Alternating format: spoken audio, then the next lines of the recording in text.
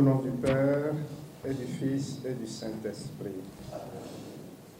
Notre Père, qui es aux cieux, que ton nom soit sanctifié, que ton règne vienne, que ta volonté soit faite sur la terre comme au ciel. Donne-nous aujourd'hui notre pain de ce jour. Pardonne-nous nos offenses. Nous pardonnons aussi à ceux qui nous ont offensés. Et ne nous laisse pas entrer en tentation, mais délivre-nous du mal.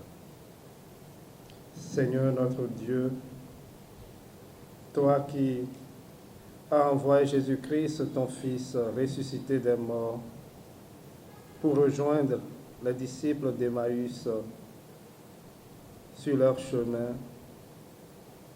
envoie ton Esprit Saint sur chacun de nous. Fais que, assistés par sa présence, les espoirs à l'espérance, à la grande espérance que tu nous appelles, en nous promettant la vie éternelle. Nous te le demandons, toi qui vis et règnes pour les siècles des siècles. Saint Luc, au nom du Père, du Fils et du Saint-Esprit.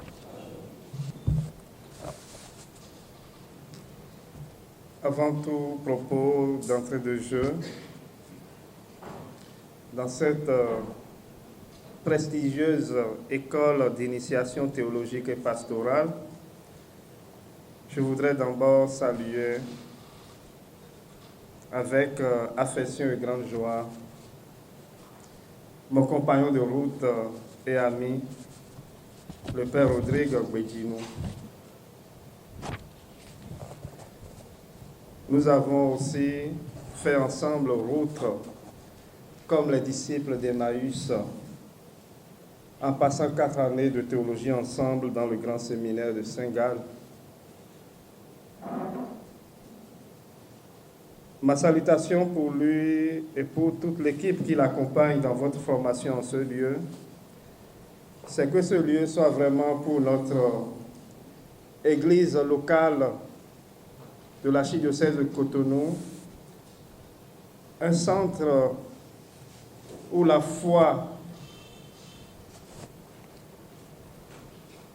chrétienne est vécue, expérimentée et enseignée pour le bonheur de chacun de vous. Je vous salue, vous tous qui êtes venus ce matin pour vivre ce temps de retraite ensemble. Le thème qui nous ressemble, les disciples d'Emmaüs, entre désespoir et espérance. Mon premier entretien est intitulé « Le chemin de Maïs ». Je commence mon introduction par le mot même « Emmaüs », dont l'étymologie veut dire, dans la langue française, des sources chaudes. Des sources chaudes. Et des sources chaudes. Cette ville est évoquée 2 fois dans la Bible. Une fois dans l'Ancien Testament et une fois dans le Nouveau Testament. Elle est évoquée dans l'Ancien Testament dans le passage du livre des Maccabées, 1 Maccabée chapitre 4, verset 3. Dans ce livre, 1 Maccabée chapitre 4, verset 3, le livre des martyrs d'Israël, on nous parle d'Emmaüs, la ville où Judas Maccabée a vaincu les ennemis d'Israël. Donc, en parlant du chemin de Maüs et en partant de ce passage du Premier Testament, nous pouvons déjà dire et comprendre de façon prophétique que le chemin d'Emmaüs, non seulement c'est un chemin avec le ressuscité, mais c'est aussi un chemin de victoire. C'est un chemin de victoire puisque c'est un chemin où celui qui est vainqueur de la mort, du péché et de toute situation vient rencontrer notre humanité dans sa fragilité pour la conduire dans la rencontre véritable qui donne sens à notre histoire.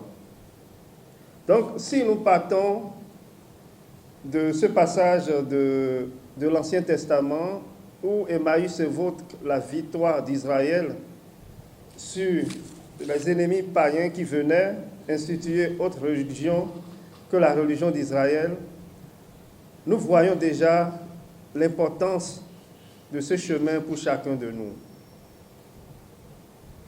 Et là, la deuxième fois qu'on parle d'Emmaüs, c'est ce qui nous rassemble ce matin. C'est Luc chapitre 24, 13 à 35. C'est après la résurrection du Christ qu'on entend parler de cette ville. Selon la géographie,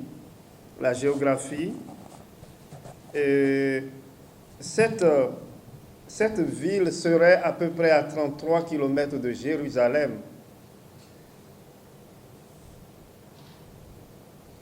Et voilà des disciples qui décident de retourner à Emmaüs, évidemment peut-être chez eux, après avoir accompagné le Christ dans son ministère public. Alors, après cette situation géographique et aussi une signification spirituelle d'Emmaüs comme chemin de victoire, comme route de victoire, comme chemin d'espérance, chemin de foi, nous pouvons essayer d'inscrire le contexte qui est le nôtre ce matin comme un peu une expérience pascale. Ce que nous voulons vivre ce matin, parlant d'expérience pascale, c'est de parler de la rencontre avec le ressuscité au cœur de ce mois d'octobre, mois de mission et du rosaire. C'est un récit de la résurrection. Le bibliste franciscain Michel Hubeau, dans son commentaire sur l'Évangile selon saint Luc, intitulé Miséricorde et grâce, Michel Hubeau parle de ce récit en ces termes. Je le cite. Ce récit n'est ni un conte, ni un reportage journalistique, mais à partir d'une source particulière.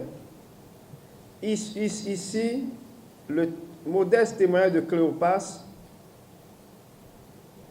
Luc écrit une véritable catéchèse pour aider des croyants qui n'ont pas vu le Christ ressuscité. Luc écrit une véritable catéchèse pour aider des croyants qui n'ont pas vu le Christ ressuscité à discerner désormais sa nouvelle présence. De quelle manière? En particulier, dans les assemblées où sont expliquées les Écritures et célébrée la fraction du pain eucharistique. Je répète, Luc écrit une véritable catéchèse pour aider des croyants qui n'ont pas vu le Christ ressuscité à discerner désormais sa nouvelle présence. Donc, première chose, l'objectif de ce récit, reconnaître la nouvelle présence du Christ. Comment discerner sa présence au milieu de nous, dans l'ordinaire de notre vie, dans tout ce que nous faisons? Reconnaître cette nouvelle présence, expérimenter cette parole prophétique du Christ que nous trouvons dans Matthieu chapitre 28, verset 20, « Je suis avec vous tous les jours ». Matthieu 28, 20. Donc, comment discerner cette nouvelle présence, mais où en particulier dans les assemblées ecclésiastiques où sont expliquées les Écritures et célébrées la fraction du pain eucharistique. Donc, cette nouvelle présence nous est donnée désormais dans l'approche des Saintes Écritures. D'où, ici, nous pouvons nous poser une question. En quoi consiste au juste la théologie que vous faites ici?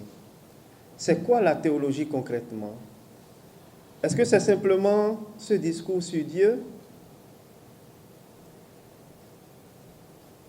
Elle devient désormais fondamentalement le lieu où, à travers les Écritures, nous reconnaissons la présence du Christ pour en vivre réellement.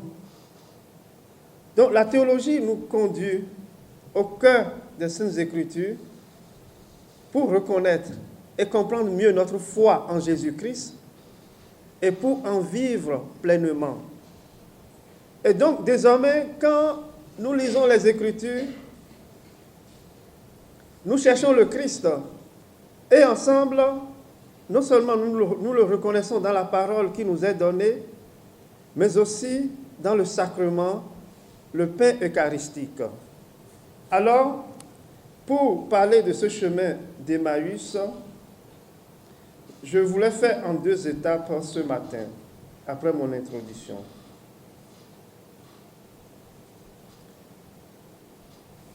Ma première étape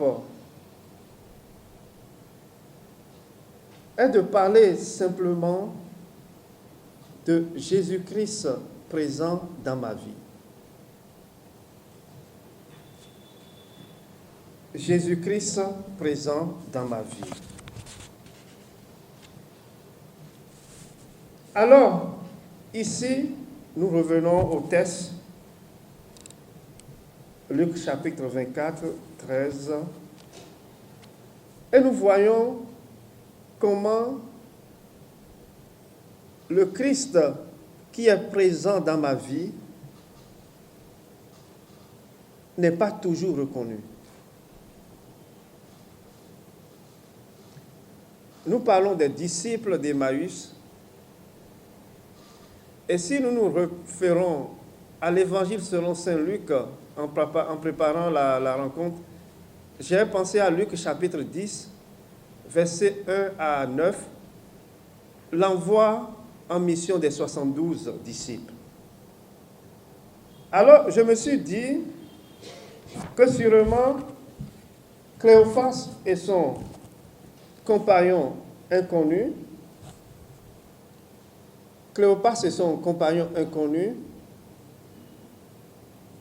a eu une relation avec le Maître, le Christ. Ils l'ont entendu, ils ont vécu avec lui, et dans le récit, nous voyons dans leur expression que ce n'est pas des gens qui sont étrangers au Christ.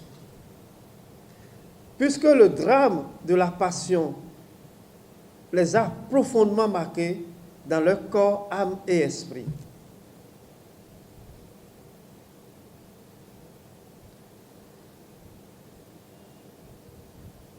Ils ont vécu en présence du Christ, physiquement. Mais pour passer de cette présence physique à la nouvelle présence que la résurrection rend possible, ce n'est pas une évidence. Autrement dit, dans cette histoire, dans ce parcours, ils ont eu à rencontrer une difficulté que j'ai intitulée la dépression spirituelle.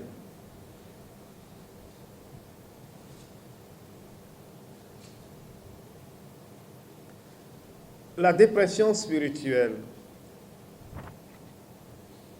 Nous sommes en train de parler de Jésus-Christ présent dans ma vie et dans mon histoire. Et la dépression spirituelle ici, c'est quoi au juste? On parle de la dépression en général, etc. Il y a un prêtre du diocèse de Rome que le pape François aimait donner un de ses livres, Soyez mes témoins, aux prêtres généralement quand il les rencontrait. Ce prêtre s'appelle Luigi Maria Epicocco. Il a écrit un livre qui est traduit aussi en français. La foi n'est pas un bonbon au miel. La foi, le livre de 2017. La foi n'est pas un bonbon au miel. Le sous-titre, pour une foi qui brûle. Dans ce livre, il aborde l'expérience de la dépression spirituelle. Et il écrit, je cite à la page 30, la dépression est la perte de vue de l'horizon du sens. La dépression est la perte de vue de l'horizon du sens. Cet horizon du sens fait place au vide. La dépression est la perte de vue de l'horizon du sens. Cet horizon du sens fait place au vide.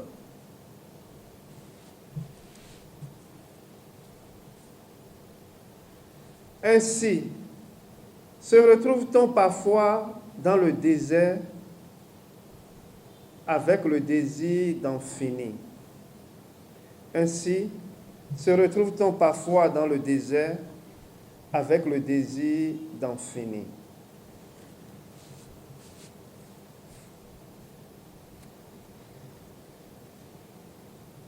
Ainsi, se retrouve-t-on parfois dans le désert avec le désir d'en finir. Ce qui est important ici dans l'approche de la dépression spirituelle, on va la comprendre concrètement en prenant bientôt un exemple biblique. Ce qui est important ici, que je veux que nous saisissions, c'est la perte de vue de l'horizon du sens. La perte de vue de l'horizon du sens. Vous savez, si le chemin de Maïs s'est joué entre désespoir et espérance, le désespoir caractérise ici cette perte de vue de l'horizon du sens. Nous sommes désespérés parce que nous n'avons ni goût, ni sens, ni motivation. Nous sommes désespérés parce que nous n'avons ni goût, ni sens, ni motivation. Parce que l'horizon du sens et l'espérance, c'est ça l'espérance en fait. L'espérance, c'est la vertu théologale qui est liée au futur. Au cœur de l'espérance, ce qu'il y a, c'est la certitude du futur. Si je sais ce que je dois faire, où je vais, le désespoir n'a plus sa place. Et donc vous voyez déjà que le désespoir est lié à un sentiment de confusion, d'échec et d'incompréhension. Le désespoir est lié à un sentiment de confusion, d'échec et d'incompréhension. En fait, les disciples d'Emmaüs, ici, dans cette situation, ne pouvaient plus faire autrement. Ils sont dans la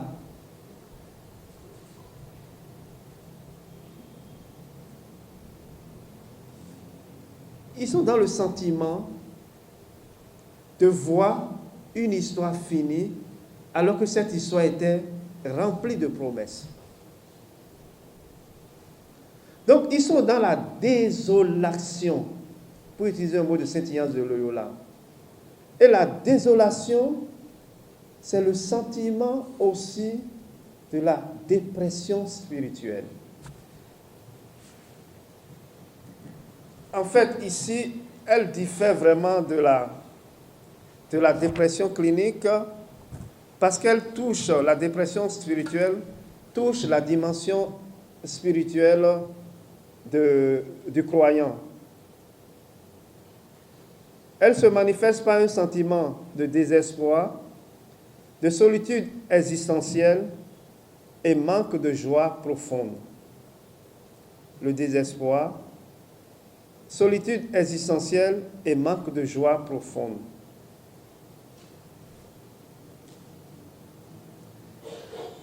C'est-à-dire ici, il y a une déconnexion entre mes convictions spirituelles et ma condition existentielle concrète. Ma vie spirituelle n'arrive plus à porter ma vie ordinaire. Les disciples de Marie n'arrivent plus à comprendre que celui qu'ils ont suivi pendant 3 ans, aujourd'hui, cette histoire est terminée. Même si, avant de partir de Jérusalem, ils ont eu écho de la résurrection. Les femmes ont dit quelque chose, mais c'est des histoires des femmes toujours, excusez-moi, ce n'est pas les femmes qui sont ici. Mais les femmes ont dit quelque chose. Les femmes qui sont ici sont des théologiens, ne peuvent pas dire quelque chose, donc voilà. Mais vous voyez que pour eux, désormais, leur conviction spirituelle n'est plus capable d'assumer leur être. Et c'est ce qui se passe aussi dans notre expérience personnelle, lorsque notre foi ne peut plus aussi soutenir notre chemin de vie quotidienne. Nous nous sentons seuls et quelquefois abandonnés. Et quelquefois on peut dire, mais quand même, j'ai mis toute ma confiance dans le Seigneur et c'est le résultat de ma vie. Qu'est-ce qui m'arrive? Vous savez, on a fêté dans cette semaine, je crois, Thérèse d'Avila, ou Thérèse de Jésus, la grande Thérèse. Un jour, puisqu'elle a voyagé beaucoup pour faire des réformes, c'est une grande réformatrice. Et elle allait à cheval, et le cheval s'est renversé, elle est tombée. Et elle a dit à Jésus, tu étais où? Il a dit, j'étais là. Jésus présent. Il est toujours présent, hein? Toujours présent. Il fait toujours route avec nous.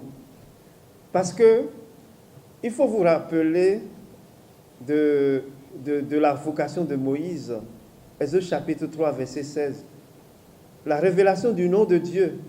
Ce que nous appelons la métaphysique de l'Exode ou la théologie de l'Exode. Exode 3, 16. Je suis celui que je suis. Dieu, il est présent. Quel que soit. Et Jésus va dire à Thérèse d'Avila, mais j'étais là. Mais tu étais là et tu ne m'as pas empêché de tomber. C'est pourquoi tu n'as pas beaucoup d'amis.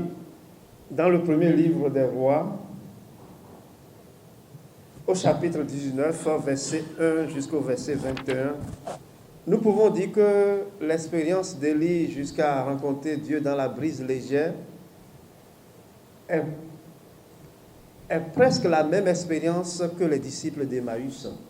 Élie, le prophète Élie, est un prophète atypique, un homme zélé. Et nous avons besoin aussi du courage d'Élie pour chacun de nous dans notre vie. C'était un courageux. Le prophète Élie a combattu l'idolâtrie.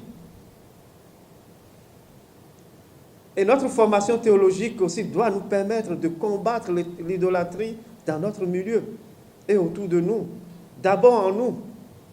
Et vous voyez ici dans l'expérience du prophète Élie, lorsqu'il va finir de démontrer que le seul Dieu en Israël, c'est le Dieu de Jacob, Dieu d'Abraham, le Dieu de la promesse, et qu'il va exécuter les 400 prophètes Baal, on ne sait pas si Dieu lui a demandé cela, mais bon, c'est le zèle.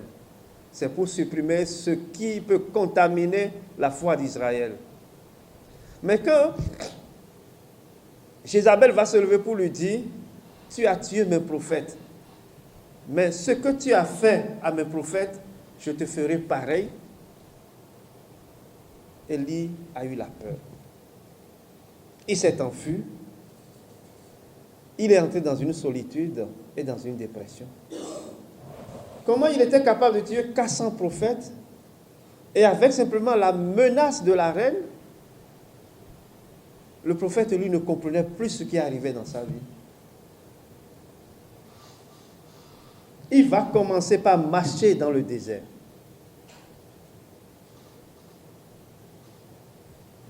Tout à l'heure, on disait qu'avec la dépression spirituelle, on a le sentiment d'être dans le désert.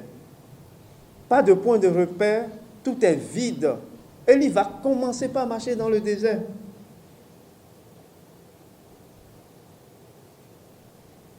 Et dans cette expérience où il ne comprenait plus ce que Dieu veut de lui, Dieu va venir à sa rencontre.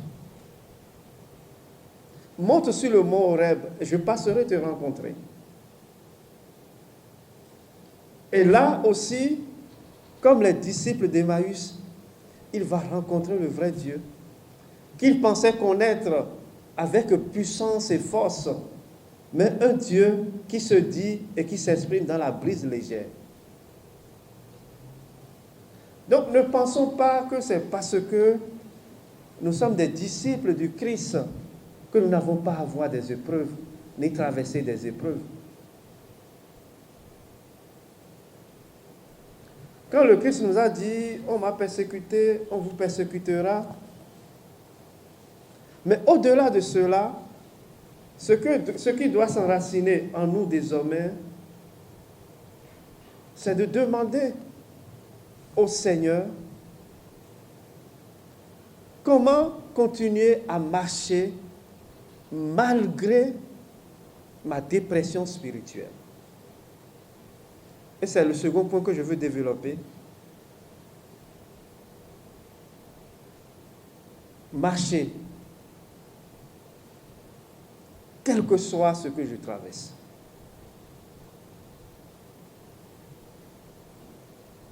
Continuons à marcher.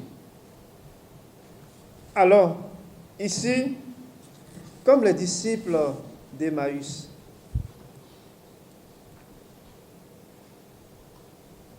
ils avaient sûrement quitté Emmaüs pour aller à Jérusalem, pour suivre Jésus dans son ministère, ce ministère qui s'est achevé à Jérusalem. Ils retournent dans leur village ou dans leur ville Emmaüs, mais je me suis demandé quel était le sentiment qui leur habitait profondément. Est-ce que toute la lumière était éteinte en eux? Et nous pouvons voir à travers leur histoire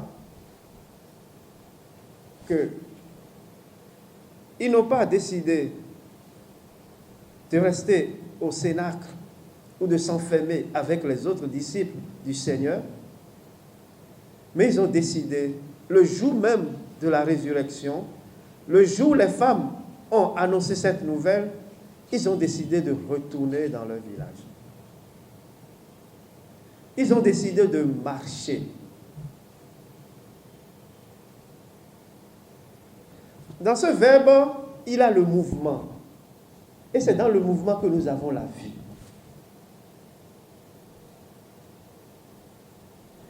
La marche, ordinairement, fait du bien au corps physique d'un être humain. Mais la marche ici, c'est aussi montre la théologie de l'espérance qui est derrière cette histoire de la marche. C'est pourquoi je dis marcher et marchons. Alors, je vous parle d'un théologien que sûrement le Père Rodrigue connaît mieux que moi, Jürgen Moltmann, dans sa théologie de l'espérance. Jürgen Moltmann, dans son ouvrage intitulé La théologie de l'espérance, va dire qu'il y a 2 lieux pour comprendre la théologie de l'espérance. 2 lieux. Il y a 2 lieux. 2 expériences profondes. Il y a les autres et la croix.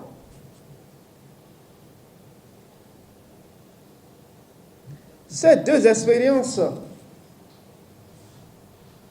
aideront chaque chrétien à comprendre ce que c'est que l'espérance. Les autres, la théologie de les autres et la croix. Les autres est caractérisé par la marche. Israël a marché, mais n'a pas marché tout seul dans le désert. Israël a marché, mais n'a pas marché tout seul dans le désert.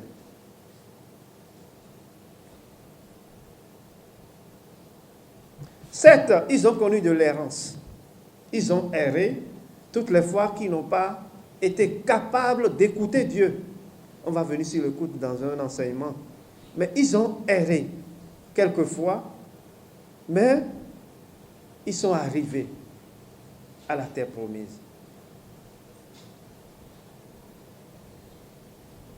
Ils étaient accompagnés par la nuée et la colonne de feu, symbole de la présence de Dieu. Donc, ce n'est pas n'importe quelle marche qui est en jeu ici, mais lorsque nous marchons ici, nous marchons avec le Christ. Au cœur de l'Exode, c'était la colonne de feu et la nuée qui accompagnaient Israël, la présence de Dieu. Dans l'Évangile Gaudium, le pape François parlait de l'église en sortie, une église en marche. Nous avons eu jusqu'en 2024 et cette expérience qui va nous accompagner, le synode sur la synodalité de l'église, ou marcher ensemble. Mais c'est surtout pour nous ici, lorsque je parle de l'expérience de la marche qui nous sort de la dépression spirituelle, le fait de nous mettre en route, la route est toujours une possibilité. La route est une possibilité puisque dans cette aventure, nous avons en tête un objectif, une destination. Et donc, si au cœur de l'Exode, c'était la terre promise, et si désormais pour nous, la grande espérance nous ouvre au paradis, mais dans notre histoire quotidienne, rythmée par la présence du Christ, nous cherchons jour après jour le sens réel de nos vies. Si je ne sais pas où je vais, comment puis-je marcher? Elle deviendra une promenade. Les disciples d'Emmaüs n'étaient pas en promenade, mais ils marchaient. Ils avaient un objectif, c'était de retourner chez eux, de s'asseoir pour méditer 3 années de vie passée avec le Christ. Pour dire quand même, cet homme a révolutionné le monde, a révolutionné nos vies, mais quelle est la suite de cette histoire? Jean 8, verset 12, « Je suis la lumière du monde, celui qui me suit ne marche pas dans les ténèbres, mais aura la lumière de la vie. » Jean 8, 12. Nous marchons à la suite du Christ. Nous marchons avec le Christ. Le Christ, il est en nous. Il est celui qui guide notre marche. Mais nous pouvons voir quelquefois au cours de cette marche, nous avons besoin de nous asseoir.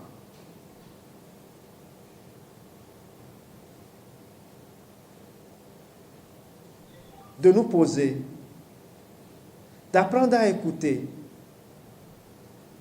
de relire notre histoire,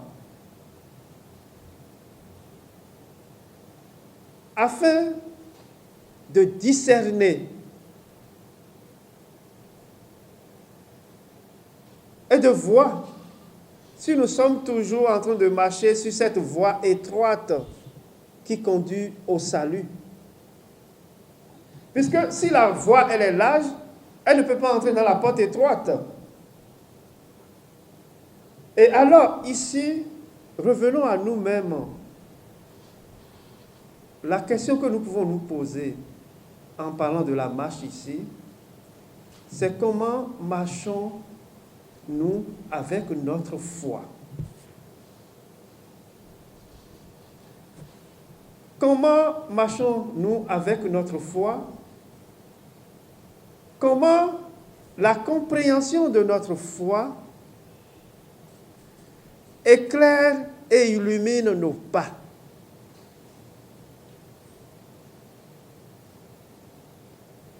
Être chrétien, fait de la théologie désormais, devient pour vous et pour chacun de nous cette possibilité d'avoir une vie totalement éclairée par la foi.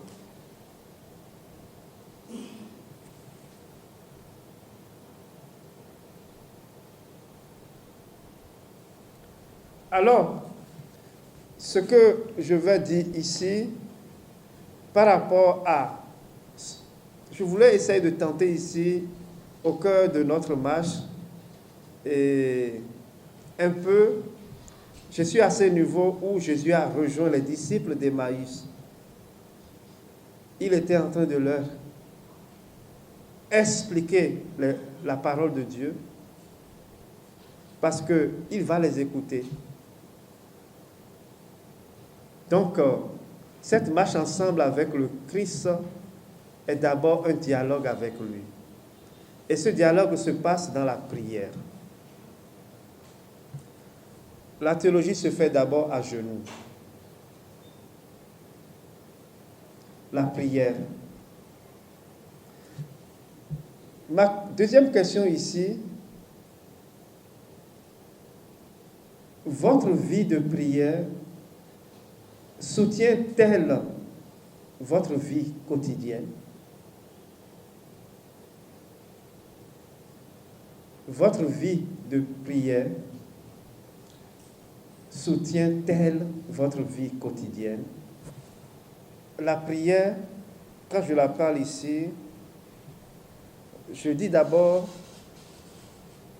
ce n'est pas se renfermer avec le Seigneur pour se maquiller l'âme. Écoutez, ce n'est pas se renfermer avec le Seigneur pour se maquiller l'âme. Vous connaissez le maquillage, non, les femmes? Je ne parle pas des femmes qui sont ici peut-être.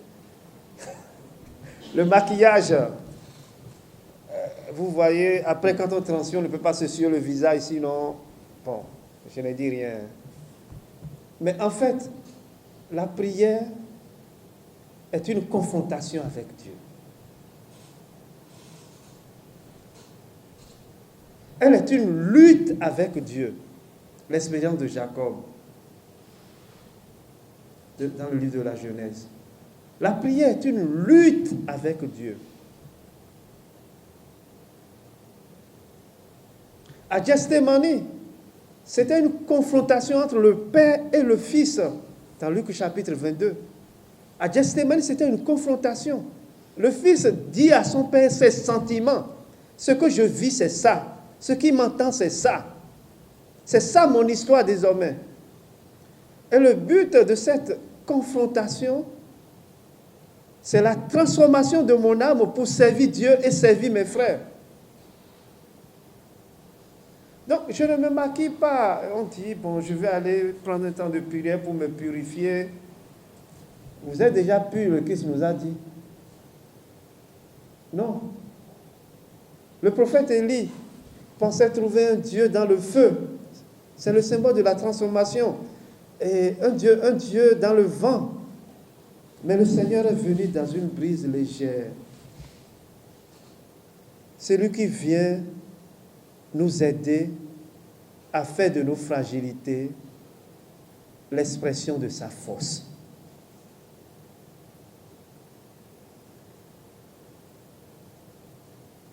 Nous lui donnons nos fragilités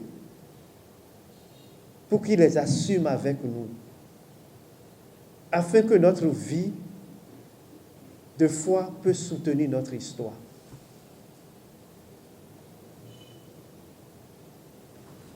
La voyante du Sacré-Cœur, Sainte Marguerite Marie Alacoque, le pape François en parle encore dans des Lecit Nos.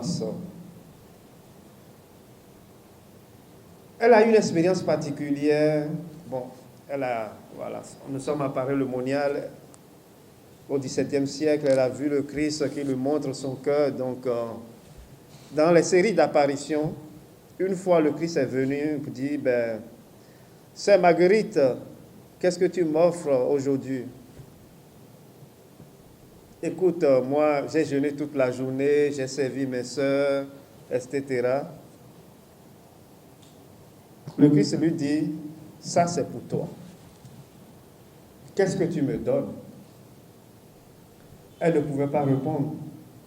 Le Christ lui dit, donne-moi tes péchés et moi je te les pardonnerai. C'est là la confrontation avec Dieu. Je lutte pour lui donner ce que je suis.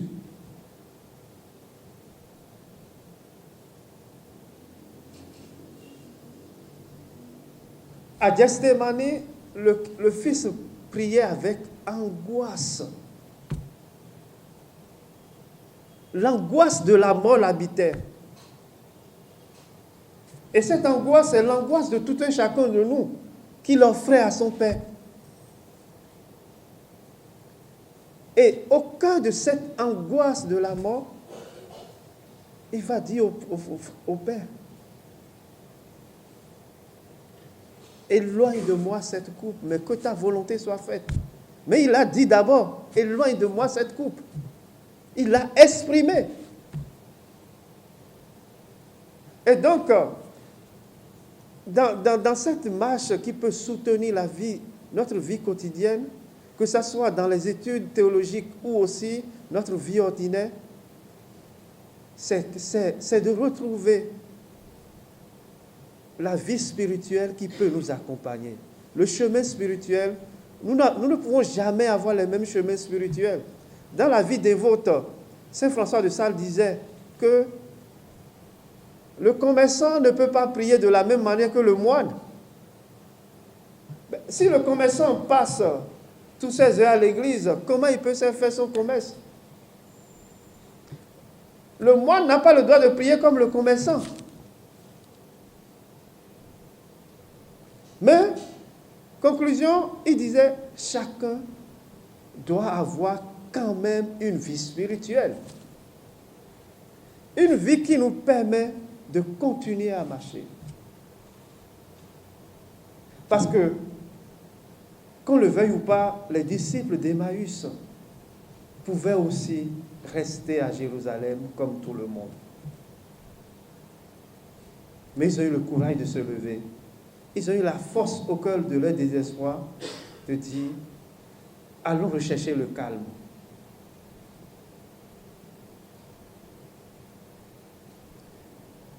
Et là, dans notre manière de marcher avec le Seigneur, après la prière, peut-être c'est le moment le plus important pour nous encore dans notre vie, c'est de penser avec le Seigneur ce que nous faisons.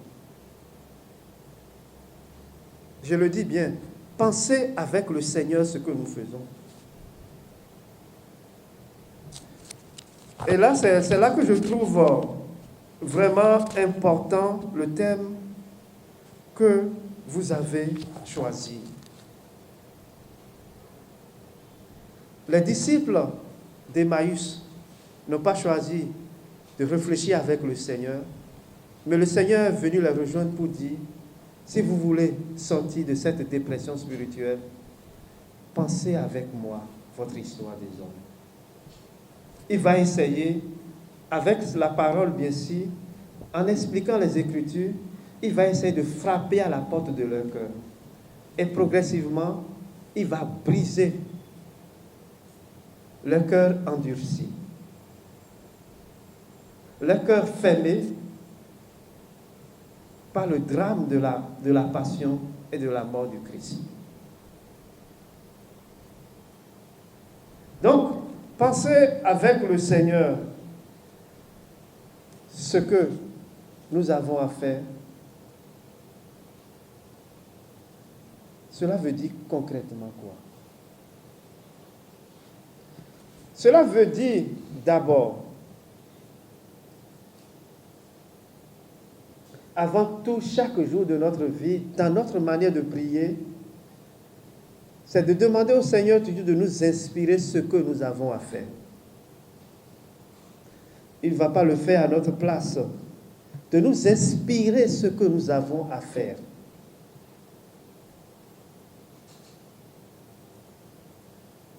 Nous inspirer ce que nous avons à faire. Et après,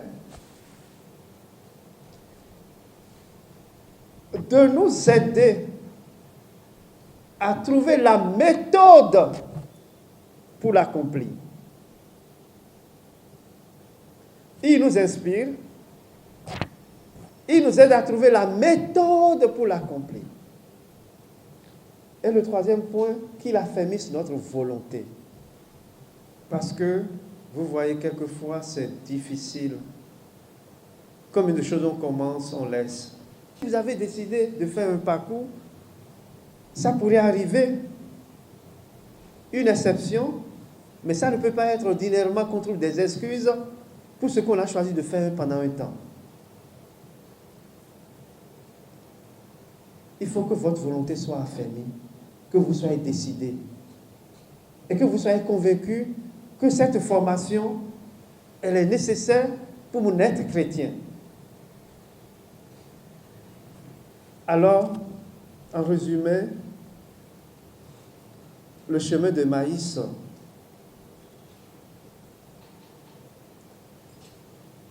est un chemin où je fais route avec le Christ, mais que je n'arrive pas encore à bien l'écouter ou à bien le connaître. Je fais route avec le Christ que je n'arrive pas encore à bien écouter ou à bien connaître. C'est un chemin d'un être connu, mais qui devient un inconnu. Un chemin avec le Christ, mais qui se dévoile progressivement à moi, en m'instruisant. Emmaüs, c'est la catéchèse du ressuscité. Et nous allons prendre cette prière de Saint Éphrem pour conclure. Vous allez répéter après moi. Seigneur et Maître de ma vie, ne m'abandonne pas à l'esprit d'oisiveté, d'abattement, de domination et de vaines paroles. Donne-moi un esprit d'intégrité, d'humilité, de patience, d'amour. Donne-moi de voir mes fautes et de ne pas juger mes frères. Car Toi, Seigneur, tu es béni dans les siècles des siècles. Amen. Au nom du Père et du Fils et du Saint-Esprit.